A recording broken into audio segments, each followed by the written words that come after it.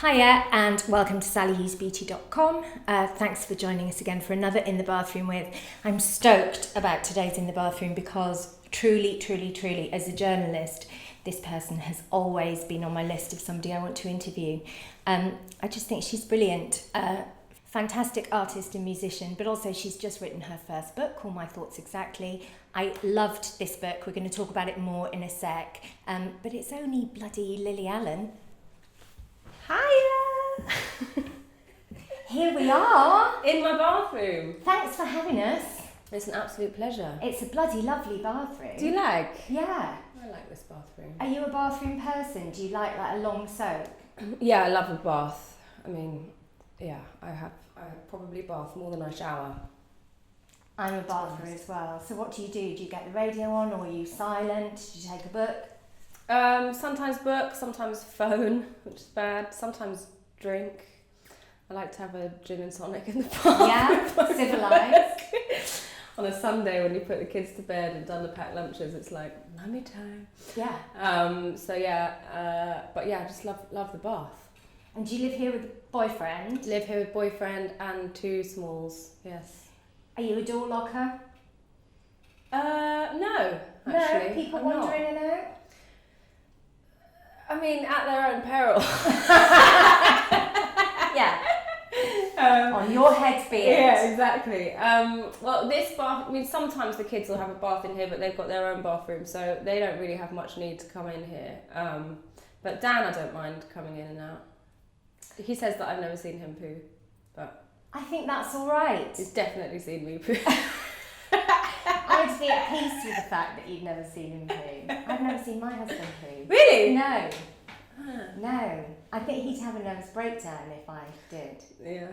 He's very sort of... I do get self-conscious though, because I do leave the door open, and if I'm having a self-conscious poo, he'll come in and he'll be like, "Do you want me to hold your hand?" I'm like, "Get out! Claudia Winkleman offered to poo in the video when we did that. I'm not going to do that. No, I think it's best. There's so much I want to talk to you about because I know you are such a fashion and beauty fan, but I mainly want to talk to you about the book because I properly loved this book, and I have to read books all the time for work because I'm interviewing the person or I'm quoting for the cover or whatever it is. And you approach them and you think, okay, well, this is work, I'll just get through it so I know my stuff. But I really enjoyed reading this book. Like, it really resonated with me. So for anybody thinking of getting it, so they're quite short chapters and you zip along, don't you? You zip along at quite a pace. And what I liked about it, it's not a sort of autobiography because by your own admission you're just too young. Nobody's done enough yet at your age. So why did you write it now? Why did you feel like it needed doing? Well, I think like maybe in the past few years since I went to Calais to do this thing for the BBC about the migrants situation there in the jungle, and and had my views on Brexit, which I would speak about on Twitter and stuff, and I think that like the sort of like anti or sort of more toxic coverage really started to ramp up in those days, and it was around the sort of time when I was approached to do this book, and I just thought, you know what, I'm getting bored of paying lawyers to make corrections and stuff, and it's just not working. They're not scared, they're not scared of it. They're just costs you a load of money. Exactly. And I thought, why not? I really took my time with No Shame, my album that I was making sort of alongside it. So it kind of felt, and I knew that I wanted to have a lot of breathing space making that album and really make sure that it was as good as it could be, which was really, took a long time. Not necessarily in the studio every day writing, but just sort of like living with stuff and making sure that it felt right. And so I kind of had an opportunity to sort of have another project running alongside it, which was this. Was there an element of it about thinking, well, actually, I've got two kids, at some point they'll Google things. Yeah. And they'll see one narrative. Yeah. And it won't be my narrative. Yeah, I think about that quite a lot, the internet is a resource for all of us, isn't it? When we're trying to find something out about someone, and my kids are going to have the internet as a resource to find out about their mum. And they're going to have their questions, or they might form opinions on that. And so I kind of felt like I wanted to have something while it was all fresh, and I was in this sort of like period of reflection, having just gone through divorce, and it felt like a good time to get it all down for them, really. I actually thought, when I was reading it, that occurred to me that of course there must be an element of trying to control the message and keep it grounded in truth and not kind of surrender to this tabloid version of what happened. But I also thought that as somebody with little girls, there's an awful lot in it about the condition of being a woman, whether you're famous or not, right? There's lots of stuff about relationships, about those early relationships when you put up with stuff, and wanting to be liked, which is a really kind of female trait. Was there a sense of wanting them to learn where you had perhaps done things that had made you unhappy, or you'd been a certain way that had made you unhappy? Yeah, I mean, I just know what I was like as a teenager, especially, with my relationship with my mum then. I would throw anything at her that I could, Yeah. And so I feel like if they're going to have the Daily Mail online going back to 2007 as their point of reference, they're going to, form some pretty toxic opinions of their mum, And so, it did feel like I wanted to have something where it's my version of events, but presented in a like quite rational, non-shameful way, and definitely not like advocating a lot of the behaviours that I played out in my darker periods, but they happened, and I'm a great believer in talking about things that have happened, because that's how you move on from them. There's that sense of no shame, I think, definitely comes across. You're very kind of matter of fact in the book when you're talking about, whatever it is, whether it's infidelities or drug taking or all the things that lots of people do, especially at a younger age. And when you've maybe spoken to someone in a way that actually, in retrospect, you don't think is cool, you don't make apologies for it. You just kind of lay it out and say, well, this is where I was when I was like this. And I thought that was really refreshing, but also really brave, because you are somebody who gets, I would say, a significant amount of shit. I think even more than lots of female artists. So you must have known when you were writing it, they're going to come after me potentially for this. Yeah, but I mean, they come after me for whatever, I mean, it's funny, isn't it? It's like I was watching a interview with Richard Ashcroft the other day where he was talking about, I wish musicians would just shut up and get on with what they're meant to do, which is music, and not get involved with like social issues and social commentary and politics, because it's got nothing to do with it. And it's just like, well, that's all very well for you to say, Richard Ashcroft, like middle-aged, really successful white person, who won't have had to have gone through a lot of the things that I, or indeed many other girls, would have had to have gone through. And the treatment of women in the press is political. Yeah, it is 100%. It's almost like on the front line of women's issues in a lot of ways, because the way that we read about women in popular culture and in tabloids is how we form our opinions of what women's role is in everything. And I guess, like, from having been a subject of that for so long, I think about it a lot, and I think about the agenda, and I think about that narrative, and it's not actually to do with me a lot of the time, it's just to do with the fact that I'm a girl. And I think you have, a few ways of dealing with that, and one is to retreat and stop talking, and then they leave you alone, or you decide that that's not the case. But do they even then? I'm not sure they even then leave you alone if you're silent. And so I'm just quite uncomfortable with the idea of anybody telling anybody that they can't say how they feel about something, or worse, how they feel about something that's happening to them, that happens to them. Yeah, it's always really loaded, and I think even just like really small things, like if you're, on a night out and somebody takes a picture of you, and then the headline will be, so-and-so suffers an embarrassing nip slip, and it's just like, suffers, embarrassing. Yeah. It's like, there's none of those things. She's just walking down the road and you've managed to get a picture of her from an unflattering angle. Well, and you doggedly waited. Yeah. And it's not embarrassing. In fact, the only embarrassing thing is you hounding this person while they're just trying to get on with their lives. But there's so much sort of posturing, and it's so subtle, some of it, you know. So as we get older, we like to think that we care less, but actually when you're young, you sort of feel more bulletproof and more invincible. But as you've got older, because when you were young, social media didn't exist in quite the same way as it does now. Yeah, I guess age has a lot to do with it. But then also, you don't really notice it until you get to a certain age. Like, I remember really vividly when I turned from 29 to 30, like, if someone said, how old are you? And you say 29. Their face does a different thing to when you say, I'm 30.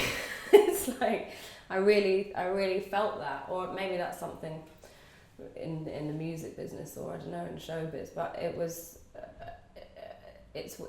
you don't look at those things until they become your reality. So I do think it does come with age. So your Twitter account, huge account, always really active, always kind of on top of what was happening in the world, what was happening in your career and so on. And then you suspended it for a short while yourself, and then came back with a very different account, didn't you? With more of a work, here's what I'm doing, here's what's happening. So what drove that? Did you just get to the point where you thought, actually, I can't be asked? With Twitter? Yeah.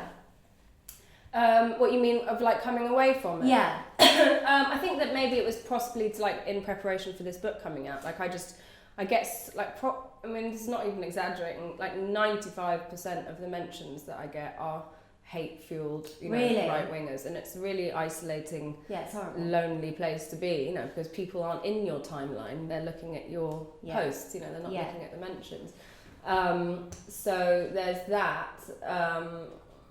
But yeah, it's funny because I remember at the beginning of my career when social media wasn't such a huge thing, people would always say, don't read your own press. And actually that was quite easy to do in those days. Because it was in one place. It was in the newsagents. Yeah. That's where you went to go and get it. Whereas now we're all expected to run our own social media accounts and have this engagement, which means you're subject to the pushback the whole time. And not only do you get, a journalist's, negative, coverage of you, you then get the backup of all of the comments and the reaction to it, which is a relatively new thing, I think. I find that part of it really hard. So, I'm not famous, but I have an active social media account of readers and so on. And what I really hate is if I'm getting loads of shit on social media, which happens more likely to happen on Twitter than Instagram. People on Instagram are generally quite nice. But on Twitter, and you'll always get people who think they're being nice saying, just block and move on, block and move on. And the thing is, there's only so much aggression a human being can absorb, even if they know these people are wrong, even if they know these people are assholes. It doesn't really matter because you can only sponge up. Well, also, not wanting to be woe is me, but, blocking and moving on, there are some really scary people out there. Yeah. And I know because one of them broke into this flat, and tried to harm me, and if I had blocked and moved on, I would not have put together those pieces. I wouldn't have known that. No, because it was you who identified, wasn't it? Exactly. That this was the same guy. So a guy broke into this house, and you personally kind of retraced activity on your social media accounts where you kind of joined the dots and said, actually, this is the guy. Yeah, this is the same guy. So he's now detained. Yeah. But wouldn't be. Well, yeah, if I'd have blocked and moved on, then I wouldn't have had the messages wouldn't have been there for me to be able to put the pieces together and to be able to tell the police this is the guy that you're looking for. So, yeah, I don't believe in the blocking and moving on, because if someone's coming to get me, then I want to be prepared. I'd like to know that there's somebody coming around to kill me. That would be ideal if I was able to just, put the kettle on, get some things in place. When you're talking about him, when you're talking about that whole incident in the book, what really struck me about it is there's a bit when you're kind of recounting it where you say, hey, he was severely mentally ill, and I haven't been that mental, but I kind of know how that goes. On some level, I feel for him, which is, you know, super enlightened and nice of you, but you do that a lot, I think. And one of the things you mention in the book is that you're kind of, you know, by nature, you grew up feeling like you had to be a people pleaser because that's how you got some attention, some time. Mm-hmm. You're very often excusatory of the people who've been not very nice to you throughout the book. Are you a really forgiving person, do you think? Or do you just not want to kind of... No, I think I am a forgiving person, and I also, you know that when you have had, you know, difficult things happen to you in your life or trauma, and you haven't dealt with it properly, and you haven't had access to things that I've had to help me through those dark times, that, you know, those things can manifest themselves in all sorts of ways. And you know, everyone was a baby once, you know. And I don't believe babies are born bad. I think that things happen to people and it makes them bad. And I think we should all be a little bit more forgiving. It's also for you, I always think, as well. Forgiving somebody is as useful to you, as much a gift to you as it is to anybody else. The kind of person who's, it's quite a lot to carry around, isn't it? Hating and resenting somebody. One of the things that you talk about, you're very honest about, you know, going out when you were young and taking loads of drugs, and, you know, many of us have been there. But one of the things that really resonated with me looking at you as a woman in the public eye, is you talking about weight and diet pills and this weird sort of push-pull of being body positive and wanting to be body positive. I think at one point you say, I didn't want to be objectified, but then I was annoyed that I wasn't being objectified when you were super young, because you didn't know how. Did you have to be pretty? Did you have to be sexy? Well, I think that it was just this weird game, or not game, but like, you know, I would be of a normal size, and I would talk about being of a normal size and being empowered by that, and people would be like, oh, isn't it great we've got this girl that doesn't care? And then equally, I'd lose loads of weight and everyone would be like, God, you look amazing. Yeah. So it was like, I didn't know which one was right, you know? Yeah, and literally at the same time. Like, you've never looked better, and it's like, I haven't eaten for 3 weeks. Yeah. Yeah. So literally at the same time, people are saying gaunt and fragile looking, and then another newspaper is saying she's lost so much weight, she looks so fabulous. Yeah. And equally, you're cheerful and healthy when you're a normal weight, or you're a bit fat in another newspaper. Exactly. So where are you at with that now? I know that your lifestyle has changed considerably, but like, we've got scales in the bathroom. What's your relationship with that now? I don't know. I don't use them very often. I mean, sometimes I'll get on them like that 3/4 of the... Just like a toe. Whoa. Step back. Not ready for this. Yeah, I don't really know what they're here, to be honest. I don't really use them. No, I don't use them much. How did you, was there a marked change in how you felt about your appearance pre-fame and post-fame? Did you become much more critical? Well, yeah, I mean, I think that before fame, like, it was, I was concerned about my appearance, but it was more about the clothes that I was wearing and the makeup that I was into, and the way, like, you know, I sort of defined myself in the way that I dressed and my style, and that was a form of communication for me. And then very quickly it was like, that doesn't matter, it's about your body, and and that was really quite a head fuck, actually. Because when you first came out, and it was all, and you were super young, and when All Right Still came out, and you were wearing, you know, like prom dresses and trainers and big chunky gold earrings and stuff, that felt to me at the time like such an empowering thing for young girls, because it didn't seem to be about being fancy, to being sexy. It was more about, this is my thing. Yeah. This is my look. Yeah. And so quite quickly, people were describing what was underneath. Yes, exactly. And then also, you know, like, with fame comes photo shoots and magazine covers, and with that comes rails of clothes from stylists, and they're usually size 4 or 6 or maybe an 8, but they're never really a 10 or a 12 or a 14, which is what I was. So I very quickly started to feel quite inadequate, and like I had to control that.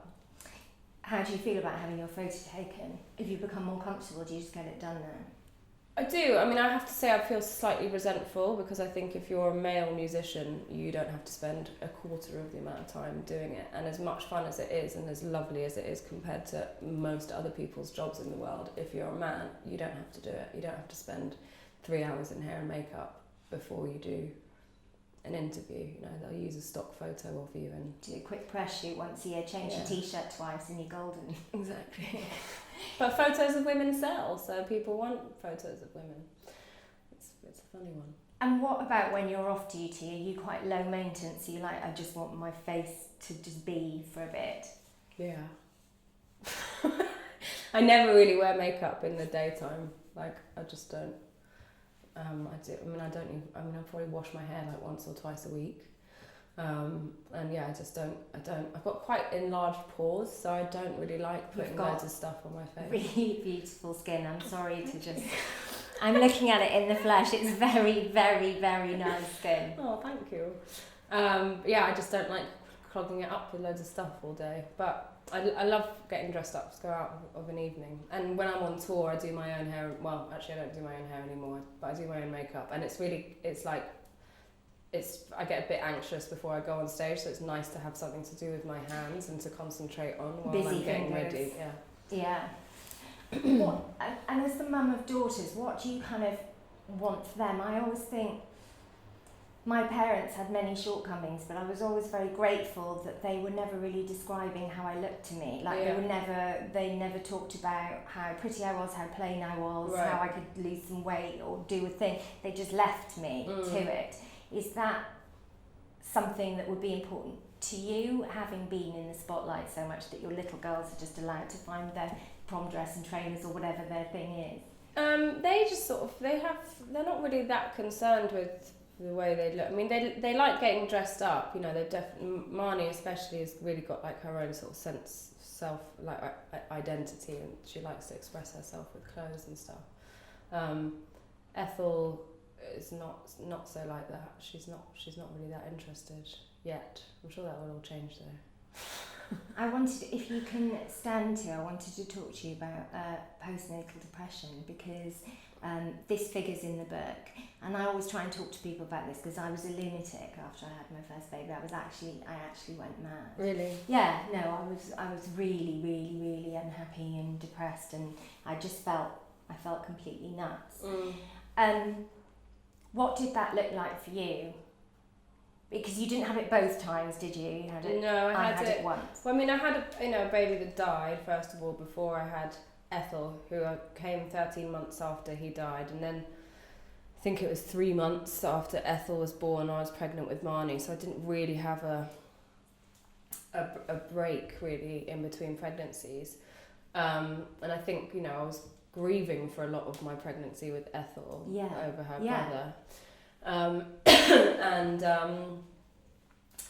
I think it wasn't until I sort of Marnie wasn't planned, but I really, really did not like being pregnant at all. And so when I found out I was pregnant with her, I was just like, okay, well, here we go again. I'll just get this out of the way and then I'm done. I don't have to do this pregnancy thing anymore, because it was literally 3 years being pregnant.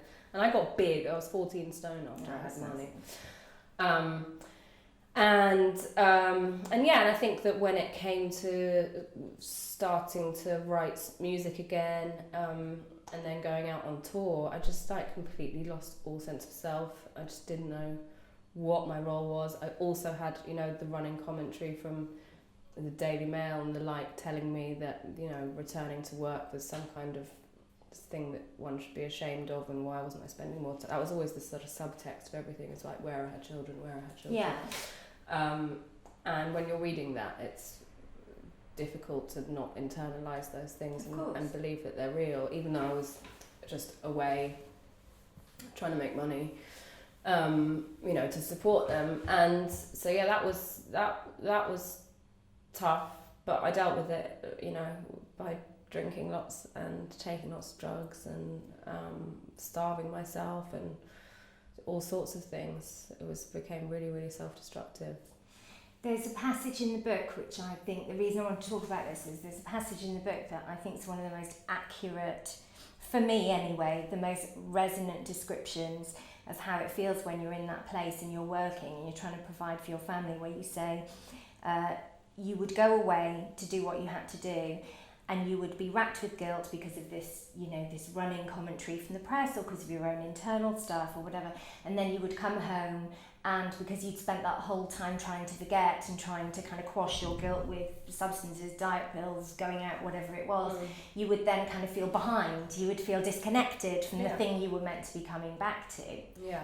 And it got to a point where I actually would start to delay the coming back thing, because I became so terrified of that rejection. And, you know, a few instances where, you know, where I'd come back and, you know, one of the kids would bang their head on something and they'd run straight to their nanny or straight to their dad. And that's just like, you know, for someone that had just been dreaming of having kids pretty much my whole life, like, and I just felt like I brought all this on myself, you know. I meant once to come to me. I completely understood that. And that was, you know, heartbreaking. And but I could, you know, at the time I couldn't see that for what that was. I was just like, I just want to get out of here and go and get smashed. Yeah, I'm no good at this. This is, I've blown this. I can go and do this and kind of. And also, you know, actually, I was in such a bad place at that time and so depressed. That I felt like I was actually a toxic energy for them, and that it would be better for them if I wasn't there, you know. So that was definitely my sort of self-destructive brain talking to me, but it was definitely my reality at the time.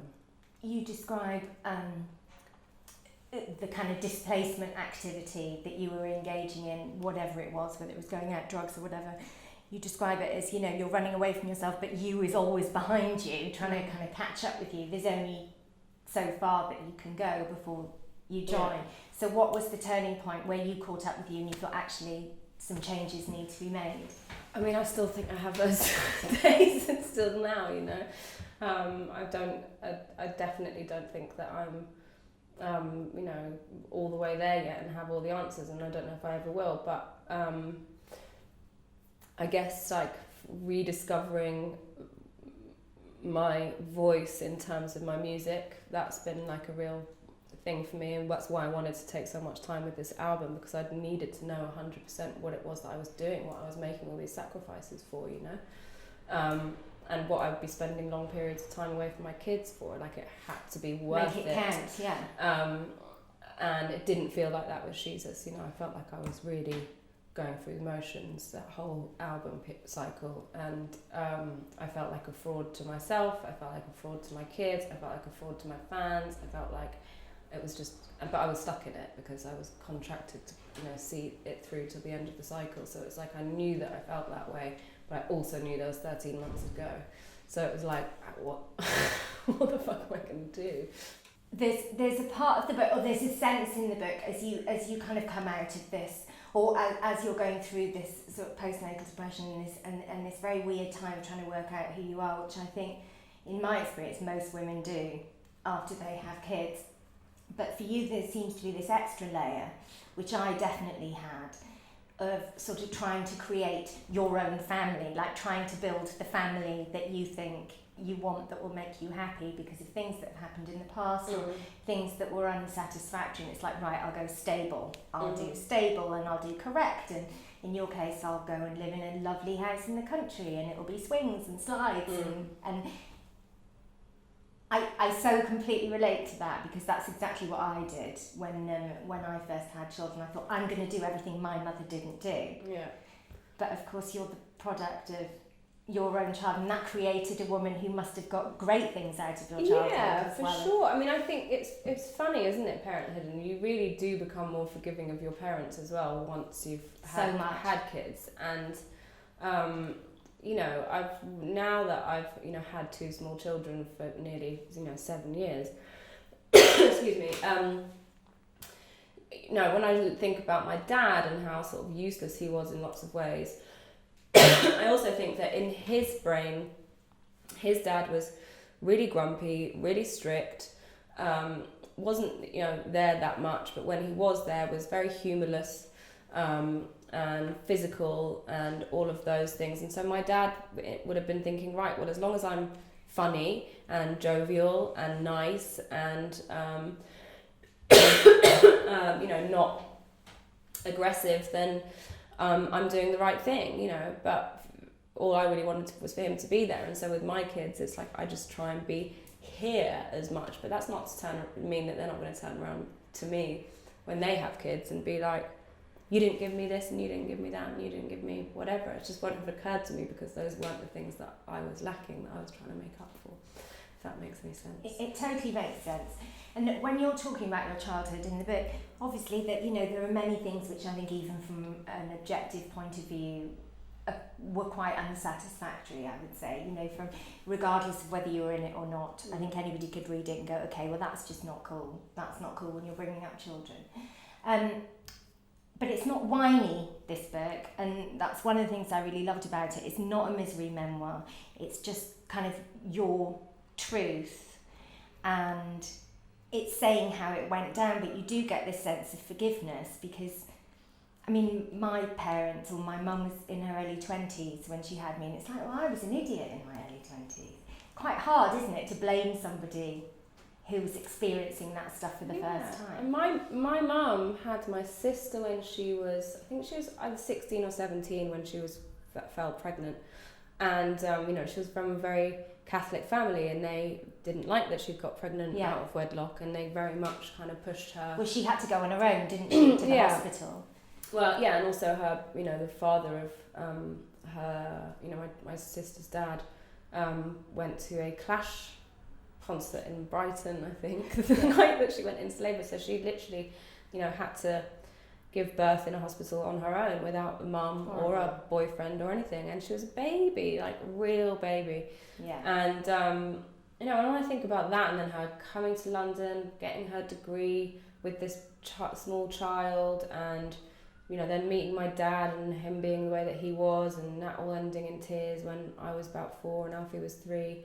You know, she wasn't even 25 by the time all of that had happened, and the idea that she could then go on and have the career and the success that she's had at whatever cost it was to us as kids, like you've got to give it to her. Like you won't hear of that happening now. I think it must be there was more of a sense of community and support from her, you know, age group and her friends in those days than there is in this day and age. But you know, I just don't know how you can... Yeah, I mean, she became a really successful film producer. She just produced Caitlin's film. Yeah. Which is, funny coincidence. So she produced Caitlin's film. She's an accomplished and successful producer. I don't want to dwell much on your dad because it kind of is what it is and it doesn't really matter what he thinks, but I'm always interested in mothers and their daughters. And so your mum seems proud and at peace with what you've said about your childhood. Yeah, I mean, she's very much like, you know, it's your reality. Some of it is not how I remember it, but that's neither here nor there. It's what you've lived with. And, you know, I know that you're not going to have written things that aren't true because you want to make me out to be a bad person. Like, if that's what you believe, then that's what you believe. And, you know, you're entitled to say whatever it is that you want. And outside of that, she just wants me to sell as many copies and make as much money as I can. Because that's what she wants for her daughter, you know. So she's like, of course there are things that are difficult for her to read, but, you know, I've always been like this, you know. Even in my music, I'm like this. And then before this book came out, I would sit in interviews and people would say the same thing, like, you know, don't you think that you've gone too far? And it's just like, this is what I do. I have no filter and I write good songs and entertaining stories. So, sorry. But it's the same. No, but you're right. It's the same thing. You're a storyteller, aren't you? So your songs tell stories.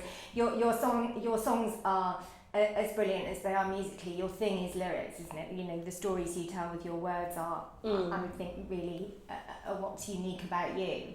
And so you've only really put it onto a page and elaborated, haven't you? Exactly. It's just long form and not so many rhymes. That's easier, right? I hope. But we're going to make it into a musical, so we're But you're not... Smile, the musical. I love that song. I love that song. and The Littlest Things. There's so many great records from that album. Funnily enough, when that first album came out, I did have postnatal depression, and I used to get in my car, and I used to have that album on in the car when we had CD players in cars, and I used to play the CD, and I would just drive around with nowhere to go and just listen to music, because that was the only way I could. I just wanted to be on my own and to feel myself and to sing along with songs and have the window down and see what other people were doing. Smoke fags. Perfume. Just going out for a drive.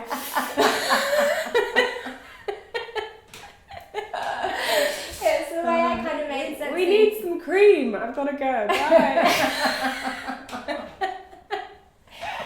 So you've just been nominated for the Mercury Award. I know. And I don't know, I'm so chuffed for you, because like you say, you know, the last album was quite a difficult experience for you in terms of where you were at in your life and the heat you were getting publicly, and then so you've gone away and you've taken your time and you've made the record that you wanted to make. Yeah, and I'm really, you know, even though, I mean, I guess that's the sort of like change in me is really, and since album 1, album 2 and album 3, is that I just sort of was like this sort of pop star nonsense and the chart positions and being, do you know what I mean, sort of like number 1 and the queen of war, you know, whatever all of that shit was that people used to kind of laud me for. I was just like, that's not working, like it's not sort of satisfying whatever thirst it is that I have, and I really needed to reset and figure out what it was I'd started all of this stuff out for. Have you fallen back in love with being a singer? Yeah, I have, and you know, all the songs on this record, I just feel really like connected to, undeniably. And so when I get up on stage, like it's a challenge, and it's real, and it gives me the adrenaline that I need, without having to come off and then snort a load of coke, you know. It's the gig is enough finally, which it hasn't always been. That's a good place to be. Yeah. I mean, what are you going to wear to the Mercury's? Obviously, I just want to know what you're I actually don't know. I haven't. I've got a stylist called Lucy Manning who's pulling together some looks, and I don't know. Do you think you're more? I mean, I was going to say, do you think you're more kind of in tune with how you want to look now? But actually, I feel like you always have been. You've had quite a clear idea of how you want to look. Yeah, I mean, I think on the Sheezers thing, actually, that all got a bit confused because I was like trying to juggle being mum and to do that. I was like, right, something that, you know, because beforehand, I'd always given all of my focus to all of that stuff. You know, I sourced my own clothes, I'd do all of the artwork, and I'd do all of the music, and I'd, you know, what do you call it, like look at all of the press and do all of the editing myself, whereas I knew that, you know, I had babies and every spare minute had to be for them, and so it was like, right, I've got to let a couple of these things go and give responsibility to someone else. And so this team came in to come and style me, and they kind of came up with a vision and did all of the artwork and everything, and it just didn't feel like at the time like necessarily wrong, because I was so drunk and high. I was probably just sort of going along with it. But when I look back at the pictures, I'm just like, whoa, who is that person? So yeah, I feel a bit better about all of that stuff now. You sound like you're much happier. I mean, it's not possible not to be happier, is it? When you give up those crutches, those things that remove you from yourself. Yeah. Whether it's drugs or alcohol or dieting or whatever pulls focus away from who you are. Yeah, and I think that, you know, with this album hasn't been particularly commercially successful because it wasn't made with getting songs on the radio in mind. There was a different project to that. It was something that I needed to do to serve a purpose for me, and that's what's so lovely about this Mercury thing, is that it's like, even though I didn't get the airplay that I used to get in the olden days, and that in a way sort of feels like a mild form of rejection, it's just really nice to have this acknowledgement, I think. But I feel commercial radio stops playing women when they've had kids. Yes. I strongly believe this. I Okay. think once you start breeding, they pop you into another category. Yeah. And you're in that funny place where you're not quite Radio 2, but you're a mum, and so you're not quite Radio 1. It's such a narrow definition of what they think their female Which is archetype weird is. because teen pregnancy is so huge in Yeah. this country. Yeah. We should Yeah. be on Radio 1. Yeah. We need more mums on Radio 1. Yeah. I have to, but before I sort of kind of melt into a pool of tears over your book, because there is so much thoughtfulness and sadness, and so much resonated with me. I do have to remember why I'm here, which is also people are really nosy and they want to see your stuff. So before we go, to part 2 and nose around all your stuff, I see your posts on Instagram, and you are really, really into nails and products. You still love that stuff, right? Yeah. I love products and I love nails. I mean, I get my nails done once a week if I'm not like doing promotion, but promotion is one of the only things that the record company like has to cover all the costs for. Yeah. So I'll just be like, yeah, need my nails done. I'll have a different piece of art on every nail. 3 days a week. I'll be needing a nail change.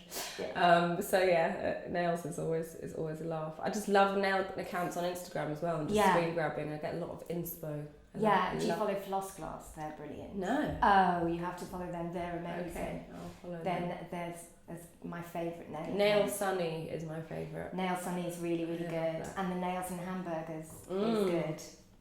A sort of great nails clutching a burger. It's just such a batshit mental idea, but I sort of love it. And products, yeah, I'm a sucker, especially for things that work. Yeah. So I want to see them all. So I'm going to say goodbye now. And we will see you in part 2, which will be tomorrow. And we'll show you all of Lily's booty. I can see it all around. It looks like a corker. See you next time.